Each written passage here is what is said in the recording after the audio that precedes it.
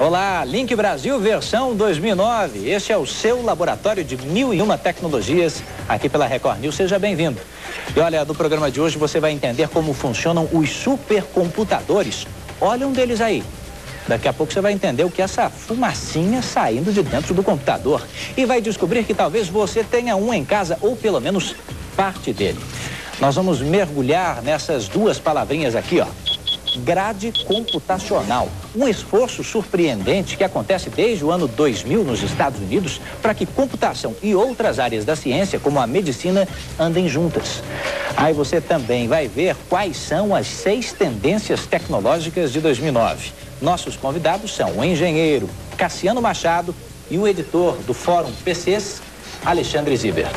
Pelo Skype, o professor Wagner Meira explica como é possível ajudar a ciência durante o tempo em que o seu computador permanece ocioso. Então vem com a gente que o Link Brasil já começou. Cassiano, Alexandre, sejam bem-vindos. Tudo bem? Obrigado. Tudo bem, graças a Deus. Tudo jóia. Quando é que vocês decidiram se tornar gigantes da computação? Solitários gigantes da computação? Nós decidimos que se nos reunimos através dos fóruns, né, interagimos através dos fóruns, né, no caso do Fórum PC, e a gente resolveu montar uma máquina para poder levar para Campus Party para fazer um overclock lá para o pessoal entender o que é um overclock. Vocês participaram da última edição da Campus Party. Exato. Aqui em São Paulo, aqui no Brasil. Então já vão começar explicando o que é overclock. Bom, overclock é você fazer a máquina trabalhar mais rápido, né? Você tem o componente principal, normalmente é o processador. Então você procura aumentar a frequência de operação dele, né? Se você tem lá um processador que trabalha a 2 GHz, a 3 GHz, você aumenta ele para 3.1 uns quebrados, 4, 5... Aí já começa a entrar na parte do overclock extremo que a gente tem aqui. A gente quer dar uma demonstração legal aqui também. Bom, se vocês querem dar uma demonstração, não vou ser eu que vou impedir, né? Nós estamos aqui com a equipe de overclocking da BioStar, que vai nos mostrar um pouquinho. Nós temos 2 máquinas diferentes. Por favor, peguem o microfone, se apresentem para o telespectador, olhando aqui, ó, nessa câmera. Oi, eu sou o Ronaldo. Ronaldo. Eu sou da equipe BRC Team. O Eduardo Madeira. Meu xará, Eduardo. E a Fabi. A gente vai mostrar para vocês o que é o overclock. O equipamento, ele consta de um sistema montado em cima de uma placa-mãe, que ela gerencia todos os componentes. O processador, que vai ser responsável pelo processamento. As memórias, né, que vão ser o armazenamento de dados. O HD, que é o armazenamento de informações, né? Um é armazenamento de dados para processamento, outro é armazenamento de dados, seria a biblioteca, né? Uhum. E a placa de vídeo, que vai ser responsável pelos componentes gráficos. Ou seja, uma super máquina como essa pode ser utilizada para várias atividades. Agora, em que? Você tem agora o processador? Sim, esse aqui é o processador. Mostra ele aqui para mim que eu vou mostrar para a câmera. Esse não é o mesmo processador, ou é? Esse é o cérebro do computador. De qualquer computador? De qualquer computador. No caso, esse é um Core i7 Extreme. É um processador mais caro que existe no mercado. Quanto é que eu estou segurando na mão aqui? Ele custa nos Estados Unidos $1.050. Deixa eu colocar na mesa aqui. Aqui no Brasil, uns R$4.000. Bom, enquanto o sistema vai abrindo, deixa eu perguntar uma coisa aqui ao Cassiano. Cassiano, métodos como esse, de utilização ao extremo de uma peça, de uma máquina como um todo, de um computador, na criação de uma super máquina, nos possibilita que tipo de paralelo com o mundo que nós vivemos hoje? Coletando esses dados, né, de performance da máquina, isso pode ser usado em vários ramos, né? Por exemplo, a medicina hoje se desenvolveu muito, né, como um mapeamento do DNA, né? Então, você consegue hoje recursos de informática, de computação, extremamente eficientes usando sistemas assim. Nós vamos pegar um micro que na sua velocidade normal e a gente vai dar uma volta num circuito digital, vamos chamar assim, tá? Com o nosso grande rodovia exatamente, digital.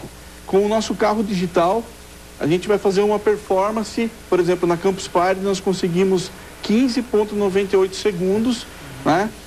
Rodando a máquina na sua normalidade. Vamos comparar isso com um carro, então, Alexandre e Cassiano. O nosso carro lá, o nosso contagiro, exato. Vou usar sempre o termo mais informal possível. Nosso contagiro lá do seu carro, nacional ou importado, ele é programado para se manter no máximo ali no 3, né? É isso? No número 3, passando de vez em quando para um pouco mais do que isso, se a rotação do motor permitir. Exato. Você tem 1, 2, 3, 4, tem até o 5. Em alguns carros tem até mais do que isso. O que vocês estão fazendo com o computador é levar do 0 até o 5 sem fundir o motor do carro. Sim, exato. Nós conseguimos, através desses overclocks extremos, né, que a gente vai mostrar aí para vocês, uma performance da máquina num processador mais com custo-benefício, vamos chamar assim. Então, nós vamos rodar um programinha depois, que é chamado de Super Pi, que é o número de Pi 3.14 e assim por diante. Todo mundo aprendeu na escola? Sim, todo mundo, né? Teve a oportunidade de aprender esse número. E nós vamos mostrar que é possível percorrer esse circuito digital em menos tempo. Nós estamos rodando um software. Que exige bastante da máquina. Isso, que exige muito da máquina. E esse software a gente chama de benchmark. Ele vai dar uma pontuação para a gente, na qual ele vai avaliar o teste de processamento e o teste gráfico, tá? E após isso daí nós vamos rodar o mesmo teste sem o overclock, e a pontuação vai ser bem menor. Vem cá, se uma das câmeras puder invadir comigo essa super máquina, a primeira característica, ela é aberta, né? Senta um pouquinho mais para lá. Sim. Isso. Primeira característica, ela é completamente aberta. Segunda que já me chama a atenção, o cooler, né? Esse resfriador, sim, ele é maior do que o que eu tenho na minha máquina. Ele é maior, ele é maior. É projetado para ser assim. Sim, na verdade existem muitos... Estou até, sentindo vento daqui. Esse é um air cooler, né? Existem muitos air coolers de excelente qualidade que você pode colocar no computador da sua casa. Agora não é... esse daqui sim, também? Também. Esse usa um computador caseiro. Ele não é necessariamente tem que ficar dentro do... Entendi, mas porque você está exigindo bastante dessa máquina, você vai superaquecê-la e precisa de um sistema de resfriamento também, né? Na verdade, quando a gente vai fazer um overclocking mais agressivo, a gente precisa mexer nas voltagens.